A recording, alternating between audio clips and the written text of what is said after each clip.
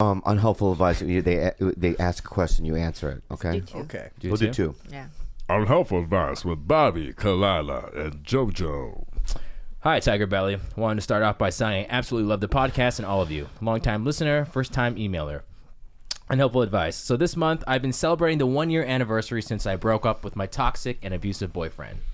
We were together for 4 years, but I couldn't be more happy and proud of myself for making the decision to leave a year ago. After the breakup, I went straight to self-care and started doing things for me. I got into new hobbies, finally started a nursing program, and finally started a nursing program that I was postponing and traveled to places I've never been. I feel like I did everything right when it comes to a breakup, and I had a lot of growth because of it. But within the past few weeks, I've been having flashbacks of times when me and my ex were still together, the good and bad. They seem to come out of nowhere. The good memories leave me depressed, and the bad memories give me mini anxiety attacks. Usually I'm able to take deep breaths to refocus my thinking, but recently it's been getting harder to do that. Is this just a phase that everyone goes through? How do you deal with flashbacks of bad memories? How do you deal with flashbacks of good memories about a bad ex? Thanks for taking the time to read this email. Respectfully, Clarissa, faithful member of the Slept Kingdom. Well, you have flashbacks with different events in your life. That's what the mind is there for, you know? Mm-hmm. At least it's not a war that you're having a flashback on, you know? It might have been. Maybe it was a really abusive relationship. Maybe, we don't know the extent of how ugly it got. But my point, though, is that I think that I'm not a scientist of the mind. I don't have a medical degree, but I have flashbacks. I think that flashbacks is a part of just a mechanism that what the mind does. Mm-hmm.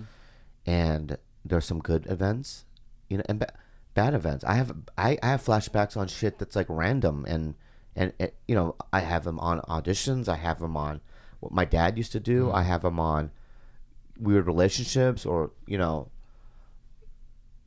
different things, and you feel sad about them. And this, I mean, I think that's just a part of having a brain. Yeah, I can speak to the good flashbacks. I think that's just the normal course of anything. Especially when you've had distance with that person, that I don't know. Like for instance, I was in a really, really tumultuous relationship where the guy basically threatened my life, and I at the moment that he was threatening me, I thought to myself, God, like I can't fucking wait for this to be over and to never hear from him again, to never see him again. But 3 years fast forward, and you start to. All of those super like hard feelings go away, and you're like, I wonder how he's doing. And it's not real. It's not like you have it doesn't mean anything other than like a bit of like a curiosity that kind of like surfaces. And it's what? Nothing. What? Why are you doing that? I'm kidding. Why? I don't have flashbacks about any girl. No, it's not like in a way that, I want to get back with that person. I just think it's a natural course of how memories work. I have flashbacks on like things I like. One time, I shouldn't be saying this, but I had a girlfriend who she was like, I go, jerk me off a little bit, and so she tried to do it. I go, it's not a joystick, and she went, stop it, and she started crying. Oh, yeah. Poor girl. But it is well, not it's a not a joystick. You got to be gentle, you know. But also, you had a flashback. I remember of that girl who was on top of you, and she thought she was like really bomb at sex, but she was doing the sideways I riding. Hated fucking that. She's doing the side ride. She didn't know how to go up and down. She did like a saddle thing. Doesn't even feel good. It doesn't. No, it feels like your dick's being ripped from the root. That's how you break the base. Yeah. But that was her only move. That was her only move. Just side to side, Those never are the once worst. up and down. Those are the worst ones because, like, you know, when you're younger, you think good sex means doing 16 different positions, and it's not. Good sex could be like missionary, and that could be the best sex ever. Yeah. She probably thought she was getting really creative, and she didn't know she was breaking your dick. But she didn't. We did it a couple times. She didn't do. There was no other alter different moves. That's all she did. That's all she did was like a hula hoop thing. I hate not. Yeah, it's a meat grinder. What do you think about memory bad flashbacks? Well, I think she's asking because she wants to find out if there's a different way to cope. Because I think, you know, listening to Tiger Belly and all that, it's like obviously you went through a lot of pain and suffering. Yeah, and she probably looks up to you and your advice, and she's probably asking, how do I deal with it? Yeah. You know, it's just one of those things you just kind of live with it like it's luggage.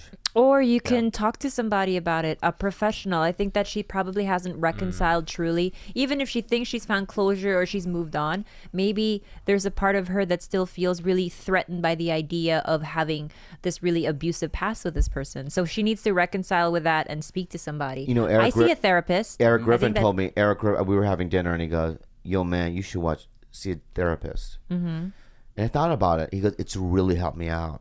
And I go, no, I like the luggage. Well, I mean, you subconsciously probably do this, but you're a comic, so you know how to cope and change your story, and you know how to make light of it. Maybe you have the tools, and some people don't. No, I don't. Maybe. I'm just saying right now. I know for a fact that if I saw a therapist, it would clear a lot of things up, and I wouldn't be so depressed. But I want to carry the luggage. Someone said this. I think it was a guy on the Joe Rogan podcast. I forget where I heard it. But people who are very balanced and self-actualized are the least funny people. Like, think about your friends who are really zen and who are they're never funny. Never. That's true. Because they're too calm. They are, and they're like, God, can you stop farting? That was so like a miniature machine gun. Yeah, yeah. I call it the M16. That's an M16. Yeah, I really looked around. Yeah. I think that you should definitely talk to somebody and decompress. And I'm sorry. I'm sorry. Give me another one. Hello, guys. I hope you are all well. Love the podcast. I'm from London. When will Bob tour England? Question. Never. Okay. I want to propose to my girl this year or next. Any ideas how I should make it extra special? Kate talks about how she isn't a lovely, mushy girl. So is mine. But I think all girls secretly want that moment to be slightly special. Don't you agree? I'd love to hear your thoughts. I heard about the best one last night. What was it? Because I was in Chicago with Jade Catapretta. And Jade has a friend named Jeannie who's a baker. Yeah. And she's getting married this Filipino guy, and we all had dinner together, right? And the way he proposes, Jeannie fell asleep, right? And he just slipped the ring on her finger. Oh my God, that gave me like goosebumps. Oh, that's good. Right? And then Jamie went to go to the bathroom, and she was kind of looking at her hands, and she saw the ring. Oh my God, I would That's cry. awesome. Oh my Right? God, that's the best actually. It's the best cool. one, right?